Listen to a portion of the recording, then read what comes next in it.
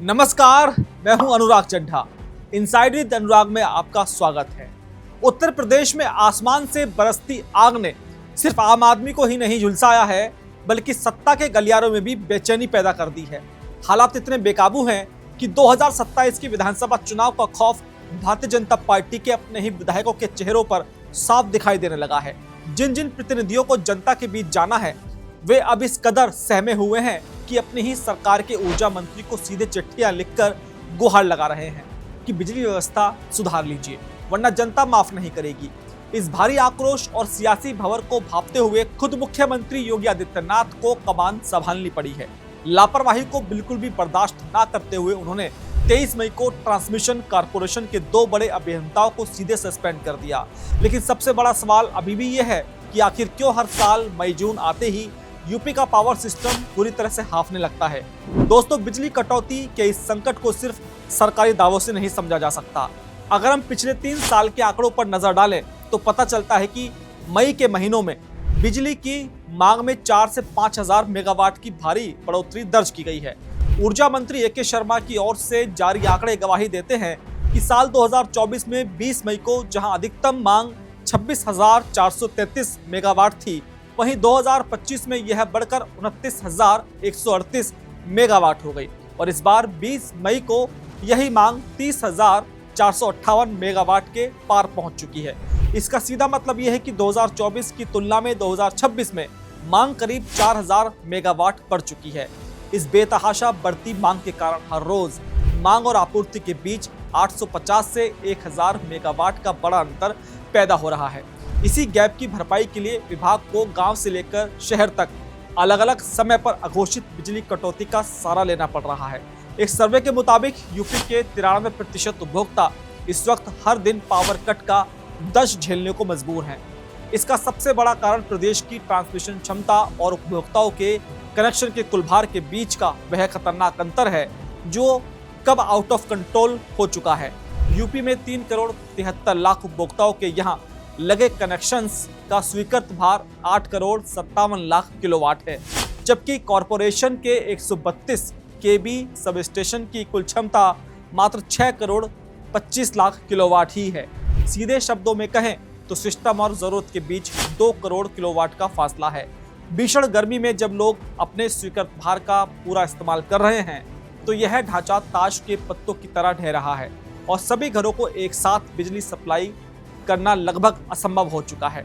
सबसे ज्यादा हाहाकार रात के वक्त मचता है, क्योंकि दिन के समय सोलर ऊर्जा उपलब्ध रहती है, जिससे उपलब्धता में कोई खास कमी नहीं आती। दोपहर 2 बजे से 3:30 बजे तक के बीच सबसे ज्यादा मांग होने के बावजूद विभाग उसे किसी तरह पूरा कर लेता है, लेकिन जैसे ही सूरज ढलता है सोलर ऊर्जा खत्म हो जाती है और पूरी निर्भरता जल, थर्मल और परमाणु ऊर्जा पर आ जाती है। रात 8 बजे से 12 बजे के बीच बिजली खपत का सबसे बड़ा पीक टाइम होता है। इसी 4 घंटे की विंडो में जब मांग चरम पर होती है और उपलब्धता घट जाती है तो पावर कट करना सिस्टम की मजबूरी बन जाती है। यही प्रशासनिक लाचारी जब आक्रोश में बदल रही है और लोग सड़कों पर उतरकर या सब स्टेशनों का घेराव करके अपना गुस्सा निकाल रहे हैं, यह गुस्सा इसलिए भी वाजिब है क्योंकि केंद्र सरकार ने RDSS योजना के तहत 44,000 करोड़ रुपए का भारी भरकम फंड बिजली नेटवर्क को मजबूत करने के लिए जारी किया था। इसके तहत जर्जर केबल बदलने और ट्रांसफार्मर की क्षमता बढ़ाने जैसे काम होने थे, लेकिन जमीनी हकीकत यह है कि यूपी की जरूरत के आगे ये सभी प्रयास बौने साबित हो रहे हैं। यूपीपीसीएल के ही आंकड़े बताते हैं कि आज भी राज्य में औसतन 44 से ज्यादा ट्रांसफार्मर रोज फूक रहे हैं। शहरों में तो ट्रांसफार्मर लगभग तय समय पर बदल दिए जाते हैं, लेकिन गांवों में लोगों को हफ्तों या कई बार महीनों तक अंधेरे में रहने को मजबूर होना पड़ता है। इतना ही नहीं, प्रदेश भर में सबसे ज्यादा एल्युमिनियम आधारित आर्मर्ड केबल बिछाए गए हैं। जैसे ही मांग बढ़ती है ये केबल ओवरलोड होकर जल जाते हैं। इस जर्जर ढांचे को संभालने के लिए मैन पावर का भी संकट है। यूपी में 15,000 से ज्यादा संविदा कर्मियों को बर्खास्त किया जा चुका है और बड़ी संख्या में सहायक अभियंताओं को निलंबित करके कार्यालयों से अटैच कर दिया गया है। हालात यह है कि एक सब स्टेशन पर 3 गैंग बनाए गए हैं, जिसमें 1 लाइनमैन और 2 हेल्पर होते हैं। शहरों में इन्हें 3 से 4 किलोमीटर तक और गाँव में 12 से 15 किलोमीटर तक का विशाल एरिया कवर करना पड़ता है। जब एक साथ कई फॉल्ट होते हैं तो एक गैंग को उन्हें अटेंड करने में ही 3 से 4 घंटे का समय लग जाता है और तब तक जनता पावर कट झेलने को विवश रहती है। इस प्रशासनिक विफलता का सीधा असर अब यूपी की राजनीति और 2027 के चुनावी समीकरणों पर पड़ने लगा है। जनता के भारी आक्रोश को देखकर विपक्षी दल, खासतौर पर सपा, बसपा और कांग्रेस पूरी तरह हमलावर हो चुके हैं। लेकिन सबसे ज्यादा बेचैनी खुद सत्ताधारी भाजपा के अंदर है।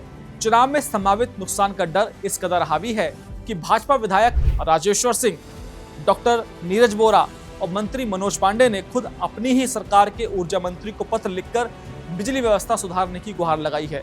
सलोन से भाजपा विधायक अशोक कुमार ने तो यहाँ तक गंभीर आरोप लगा दिया। कम से कम 25-30 लोगों का फोन आ चुका है और हाँ, सबसे ज्यादा डी बिजली घर की जो है, क्या आप लोग जानबूझकर ऐसा करते हैं क्या?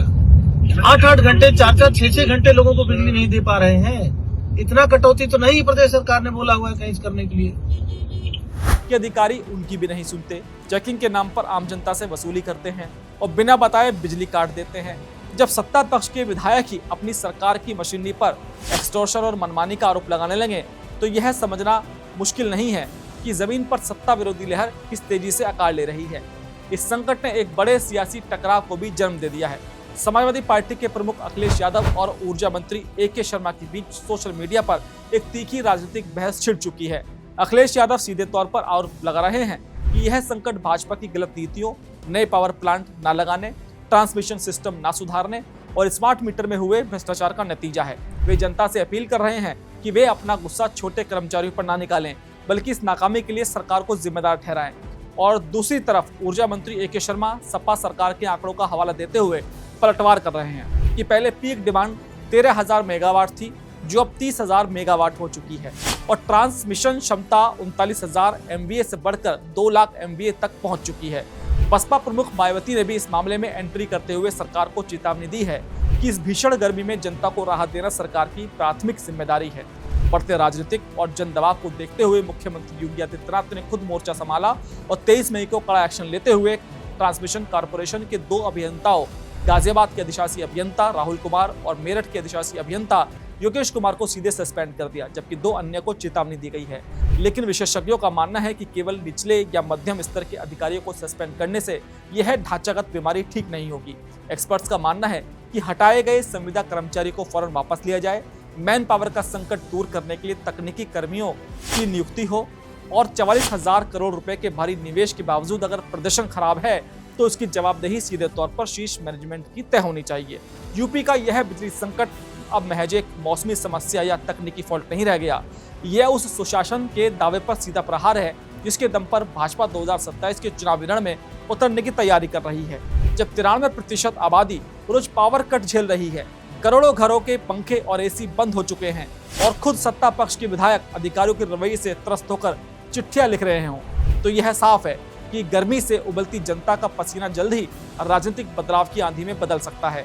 सरकार अगर सिर्फ आंकड़ों की बाजीगरी और निलंबन की कार्रवाई तक सीमित रही तो यह मानिए कि जिस जनता को आज रात के अंधेरे में नींद नहीं आ रही है, वह चुनाव के वक्त कई राजनीतिक दिग्गजों की नींद उड़ाने की पूरी ताकत रखती है। दोस्तों, मेरा ये विश्लेषण आपको कैसा लगा कमेंट बॉक्स में जरूर लिखकर बताइएगा। साथ ही साथ मेरे चैनल को सब्सक्राइब करना बिल्कुल मत भूलिएगा। तो आपसे मुलाकात होगी किसी दूसरी खबर के साथ। नमस्कार।